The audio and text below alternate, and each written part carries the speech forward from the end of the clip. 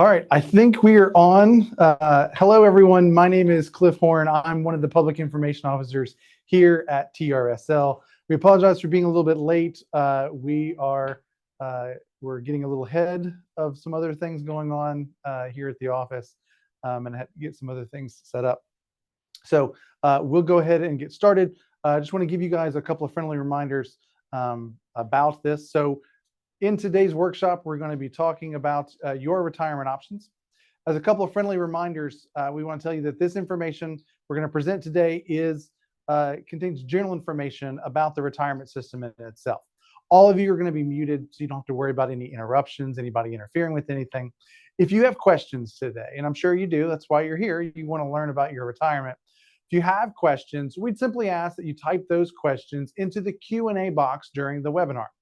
You will see a chat function in there. We'd ask that you not use that, not use that for today's workshop. We're going to be using the chat function, or at least Jerry will, my coworker who's sitting here with me. She's going to be in the background answering questions. And also in the chat, she'll be dropping in some information about where you can go get a copy of today's workshop. The slides, the handouts, some things that we're talking about as we go. She'll be dropping those in the chat or the links for you as we go.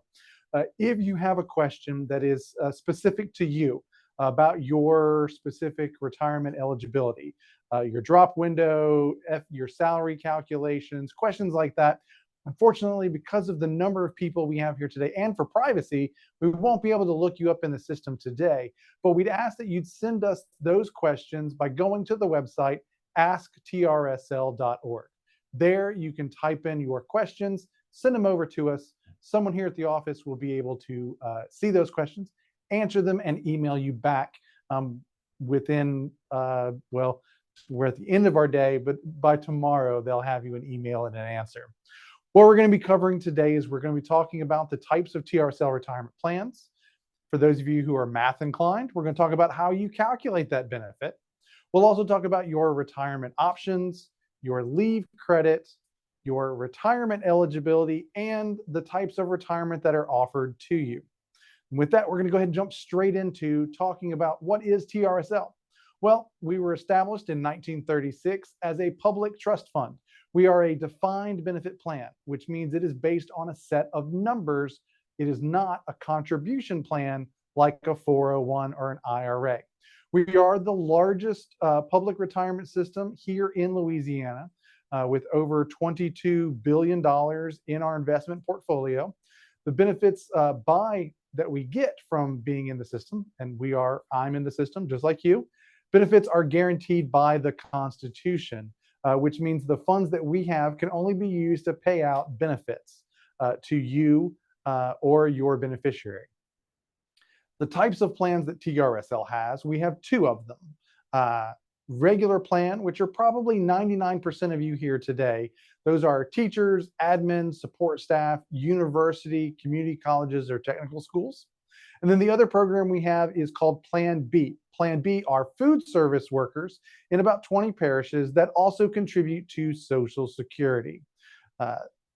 We'll be talking a little bit about that in a little while. How do we calculate your benefit? Those of you that are math inclined, this is how the formula works. For a defined benefit based on the math numbers, we do this calculation. It gives you the maximum benefit. What that means is that's the most money that we can give to you as your retirement benefit. That is service credit, how much service or how much time you have in the system where you have contributed to TRSL.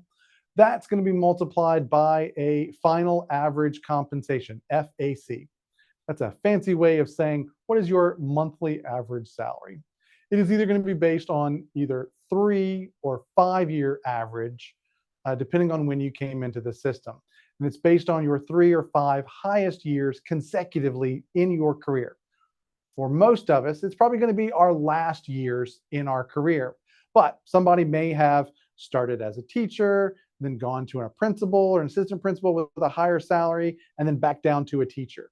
Well, because of that, your highest salary is going to be back when you were the assistant principal of that school, not when you were the teacher. Because of that, we're always going to look at wherever the highest is in your career. And then the last thing that we look at is your benefit factor. And that is a number set by the state. It is either going to be 2 or 2.5%, depending on when you came into the system.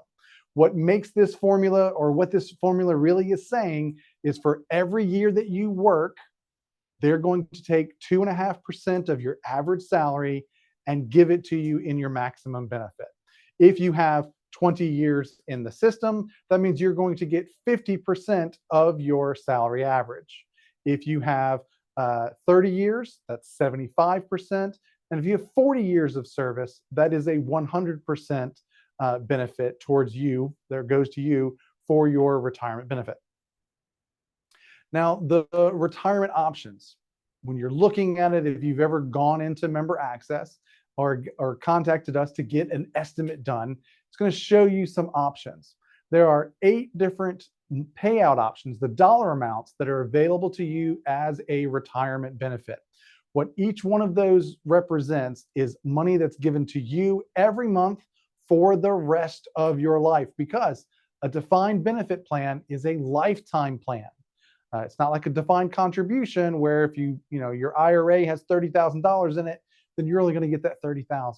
We are a lifetime benefit based on that math formula. Depending on which option you select, you get an amount every month for the rest of your life.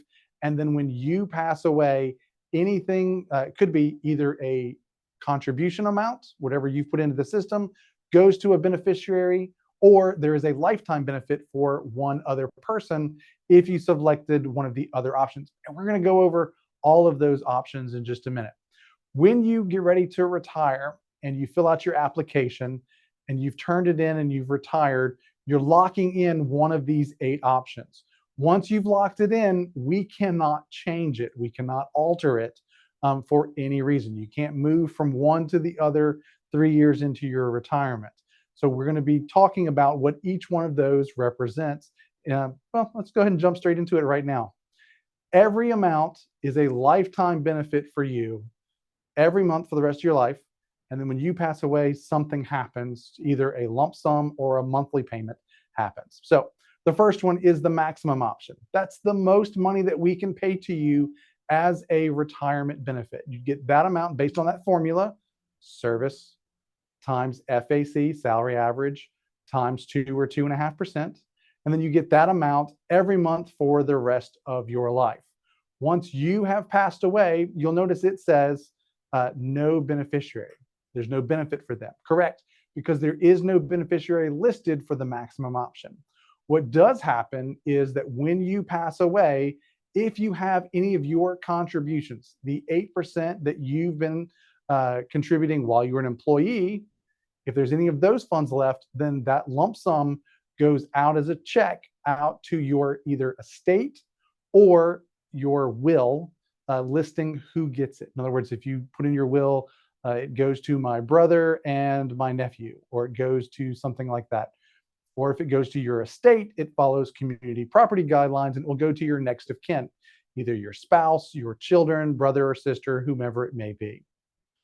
The next option is called option 1. It is a special option because it is the only one that allows you to list multiple people as beneficiaries. And you may list anyone you like. I can list my family, my friends, my coworkers, my neighbor, the person I sit next to and inquire, whoever I would like it to be. This is the only option that allows multiple people. It is also the only option that allows you to make changes to that list of people. At any time in your retirement, you may choose to add or remove someone off of this list for option 1. Option 1 amount is slightly less than the maximum. When you receive that every month for the rest of your life, then when you pass away, anything left of the contributions you've put into the system goes to those people you have listed as beneficiaries. Now I said people, so let's all be aware of that. You cannot leave it to Mickey or Arlo, your pets. It has to go to a person. The next set of options are called lifetime benefits, and those are 2, 3, and 4. Each one of those represents a lifetime benefit for you, And then when you pass away, a lifetime benefit for that beneficiary. It is based on age, which means if you select someone like your spouse and you two are close in the same age, the amount that's given to you as your monthly benefit is not too far off of the maximum. If you had selected someone like your 3-year-old granddaughter as the beneficiary, then because you've listed someone who's going to live a lot longer than your lifespan, then those amounts are going to be a lot lower based on that person's life expectancy. Option 2, I like to call this one the same option. What that means is whatever that amount is based on that life expectancy of you and that other person, you receive that amount every month for the rest of your life. When you pass away, that one person you have as your beneficiary then receives the same amount every month for the rest of their life. The next option is called option 3. Option 3, I like to call the half. What that is, you receive an amount slightly larger than option 2 amount. You get that every month for the rest of your life, and then upon your passing away, the beneficiary gets exactly half of that amount every month for the rest of their life. Again, these are lifetime benefits. It does not matter about contributions. It is a lifetime benefit for you and then a lifetime benefit for them based on the option you select. The last option listed here is option 4. Option 4, I like to call the seesaw or the balancing act. And what it does is you tell us how much you want to leave that person. So we're going to think of it like a little seesaw, and we're going to leave this person $500. So by setting their end low, that is your end goes up high.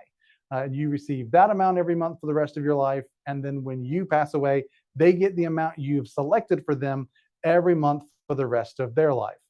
Now, in this option, you can set it where you two receive the same amount, or he or she receives less than you, but you can never set it where they receive more than you. You couldn't come to me and say, Cliff, I want to leave, I want $2 a month every month so I can leave them $3,500. We can't do that. We could go the other way where you get $3,500 and they get $2, but it's up to you. Now, in these options, 2, 3, and 4, I mentioned this earlier, it's a lifetime benefit for you and then a lifetime benefit for them upon your passing. Some of you have your spouse maybe a little bit older than you and you're listed them as the beneficiary.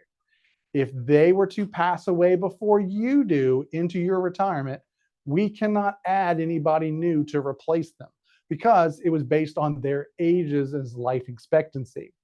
So because of that, if you chose option 2 and they pass away, then you just stay at that same amount. And then when you pass away, that is the end of it.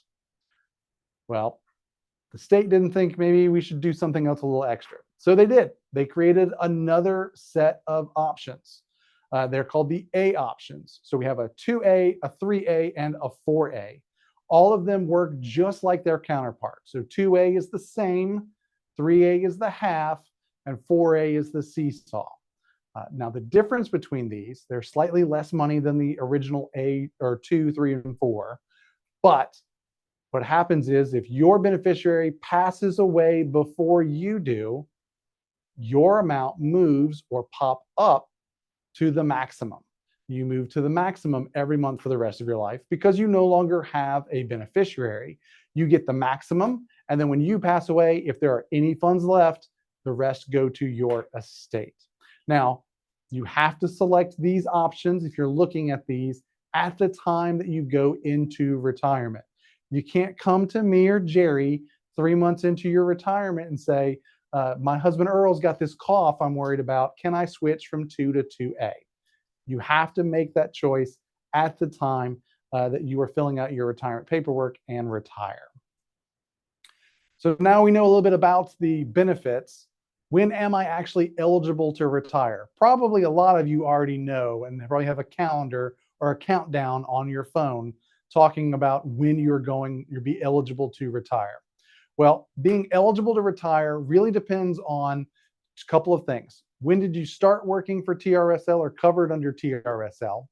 How old are you? And how many years of service do you have in the system? Our first group, we call them prior to 7/1/99. So anybody who started work prior to July 1st, 1999, you have 5 eligibilities. These eligibilities are right here. Age 60 with at least 5 years, any age with 20 years of service. Both of those would be at the 2% factor. Remember we talked about in the calculation 2 versus 2.5. The next ones are at least age 65 with 20 years, age 55 with 25, or any age with 30 years. Those three get you to the 2.5% mark. Looking at these, I always talk about checking both of the boxes, the age requirement and the year requirement. If you check both of those boxes, then you are eligible to retire. Let's see who's paying attention and who wants to participate in today's workshop. If I am age 55 and I've got 24 years of service, am I eligible to retire? If you wouldn't mind, type yes or no into the question. We'll use the question box. Type yes or no into the question box. So I'm age 55 and I have 24 years of service. Am I eligible to retire? No. So we have a no. Another no. Nope. 3 no's. 4 no's. Anybody want to go out on a limb and say yes? I have 2 yeses. All right. So that's good enough. We'll stop there and give you the answer. If I'm age 55 and I've got 24 years of service, I am eligible to retire because I meet the retirement eligibility in the upper group, which means any age, check, because I'm 55, that's any age, and I have at least 20 years of service, but it's at 2%. What I'm going to want to do probably is work one more year, which now puts me at age 56 with 25 years of service, which means I've checked both of the age box requirement, at least age 55 and at least 25 years of service in order to get me to the 2.5% mark.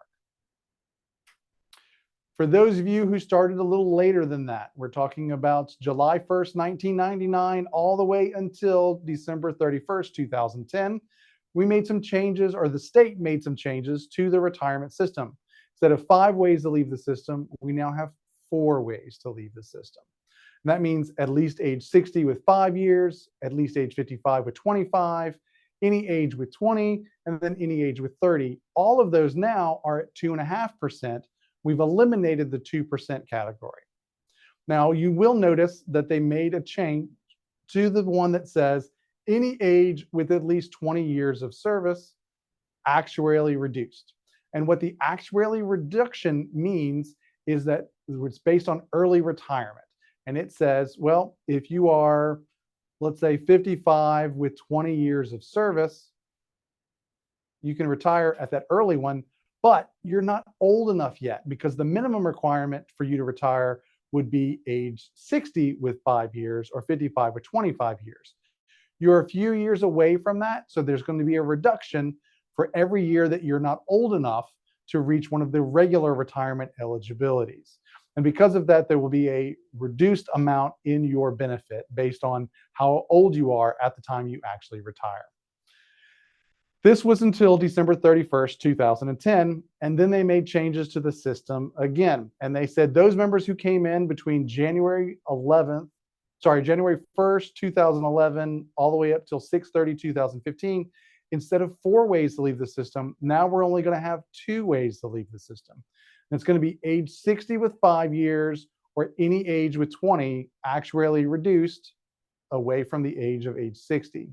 Again, it's going to be at 2.5%. The last group, anybody who started on or after July 1st, 2015, those are our newer members, and their age has been changed from 60 to 62. So now their eligibility is age 62 with at least 5 years or any age with 20 years, but actually reduced based on up to the age of 62. So wherever you fall in, and people always ask, well, I'm not retiring until then, so do I fall into that last category? No. We're always looking at when did you start working under a TRSL covered position.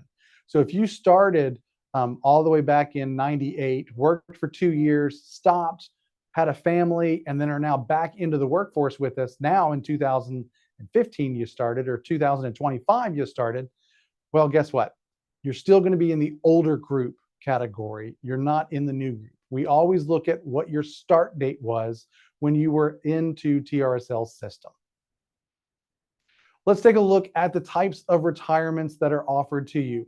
We've got the options for you when you do retire, but now, and the eligibilities. So let's talk about the different ones that you have in order to leave the system.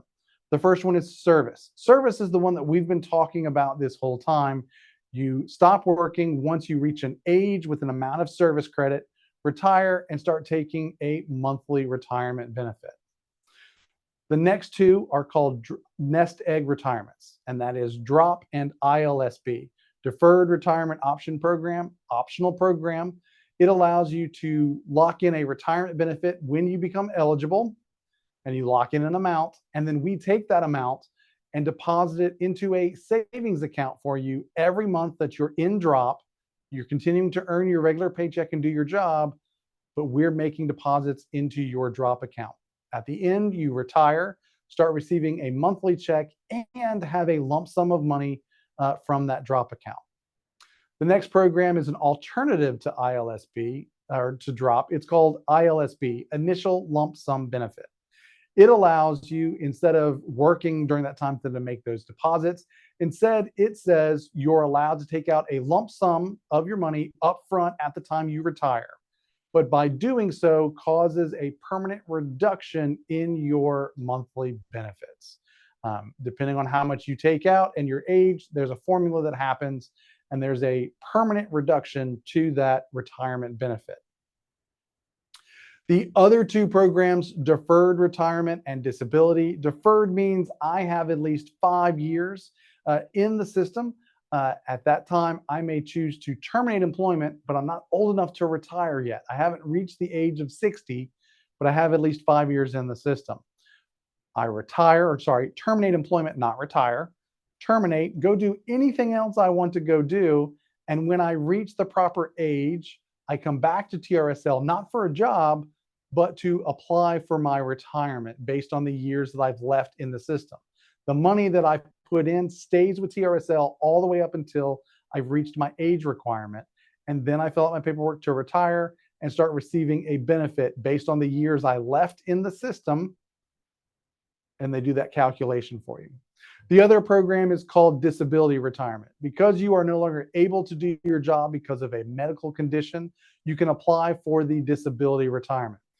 It goes through your doctor, your supervisor, your employer, or the parish, and then it goes up to a state medical disability board. And then they will look at approving or disapproving that, that request for the retirement.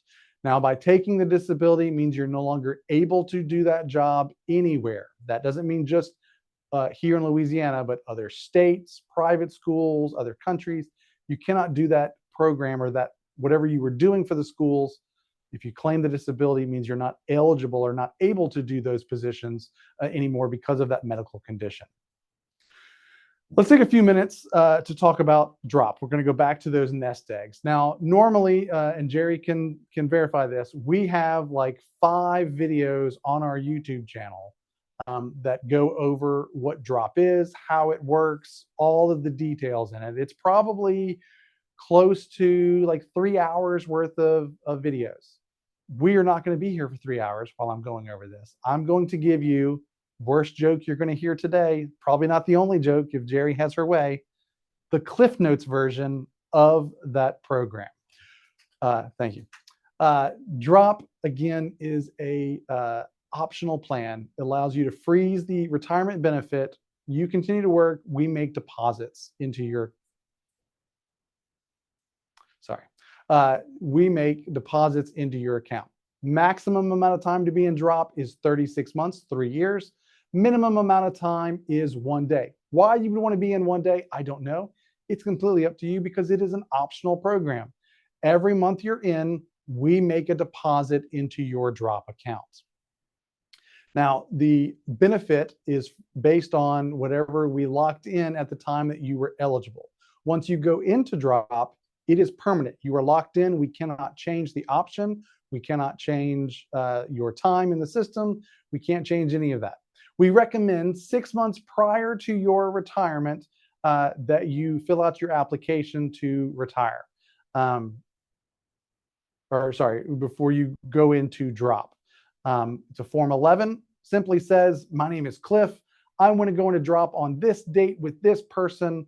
What do I need to, here's that information. Please start the paperwork. That's it. That's all you need in there. Once that's in and we've processed everything, you can end your drop participation at any time after we've done that. Now, there is, like I said, a lot more information about drop, about eligibility, pulling it out, tax implications, all those things. Those things are available in our drop workshops that we have that's on our YouTube channel, as well as the drop handbook, which I'm pretty sure Jerry's about to either has or is about to drop into the chat box where you can see it there. The other program, ILSB, it is the alternative to drop. It allows you to take out, like I said, that lump sum. By taking out that lump sum, we have a permanent reduction in your monthly benefit. For information on that, there is a brochure and a whole nother, not a 3-hour workshop, but there's like a 30-minute workshop just about ILSB. You can get that from our website, trsl.org, and the webinar is called Understanding ILSB. Disability, the requirement, deferred retirement, the requirements are you must have at least 5 years in the system. Once you have at least 5 years, your eligibility is either going to be age 60 or 62, depending on when you came into the system. The other program, I think I already mentioned this, kind of covered all of this, but for disability retirement, like I said, because of a medical condition, you may need, normally it's at least 5 years. For those of you who came in the 2015 group, you will need 10 years of service credit in order to be eligible for it. And then there also may be annual certifications from your doctor or you may be required to keep you in the disability retirement until you're age 72. Now, some of you are like, Cliff, there's a lot of great information. What do I need to do? What do I need to do next? So things you can do now. Some of you are like, well, Cliff, I'm not ready to retire yet. That's fine. We can always be prepared and get some of our paperwork in ahead of time. Making sure you've registered for member access, submitting important documents. Those would be copies of social security cards, birth certificates, divorce or separation decrees, community property settlements, things like that. Those documents you can send ahead of your paperwork. Updating your contact info, making sure we have your correct address, your personal email address on your member access account, as well as your beneficiaries, making sure those are up to date. You may have started work, several years ago, and when you did, you weren't married, so you listed your parents as the beneficiary. Now you're married, you've been married for several years, you've got 2 kids, making sure they're on the list as beneficiaries while you're an active member is important. The last thing you can do to get ready for your retirement is, besides coming to the workshops, is getting a retirement estimate. You can either do that through the member access portal where you can do your own, or you can submit a Form 10 into TRSL and we will mail you an estimate for you. Now, the member access, it is a great tool, and heads up, we sat in on a meeting today. It is being updated. We will start seeing some new things rolling out, probably, I'm going to say, before the new year. Our graphic team did a fantastic job, and our programmers are in there doing another great to update some things for you. But it's still a great tool where you can go in and update your name, email, your mailing address. You can do those estimates to see if I retire now or do I have to wait a couple more years, what kind of benefit I'm going to be getting. You can apply for that drop program or ILSB. You can also look at your beneficiaries, or when you do retire, get your income verification letter for loans or your Social Security letter if you need one for your Social Security. The calculator online is a fantastic tool. There are many times Jerry and I have used it and looked at the, for members and ourselves, I look at it for me all the time to see if I retire today, if I retire next year, 2 years from now, you can go through there. The hardest thing about that is putting in the date that makes you eligible, marking whether you are a 9, 10, 11, or 12-month employee, and then just clicking on create estimate. And in less than 30 seconds, you will have an estimate in front of you that shows you the benefits for all 8 of those retirement options that we talked about earlier for you to look at. If you're having problems with your member access or the calculator, you can always send an email over to support@trsl.org, and they will be able to help you either log into member access or get you steered to the right direction to get you an estimate. Now, we've covered a lot of information in today's webinar. Some of it you're like, just drink. I always refer to it as drinking from a fire hose. It's a lot of information. Now, the good news is we're recording this workshop. It will be available later probably tomorrow, where you can go in and watch it at any time.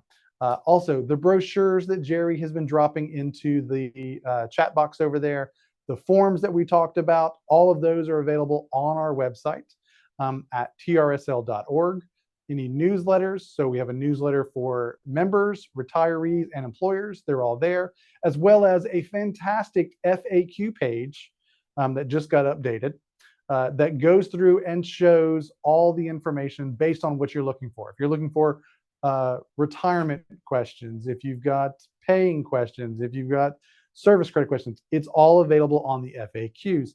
If for some reason you see it in there and you're like, Cliff, this doesn't make any sense to me, I really just want to talk to somebody, or I want to send my question directly to you at TRSL so we can get it answered.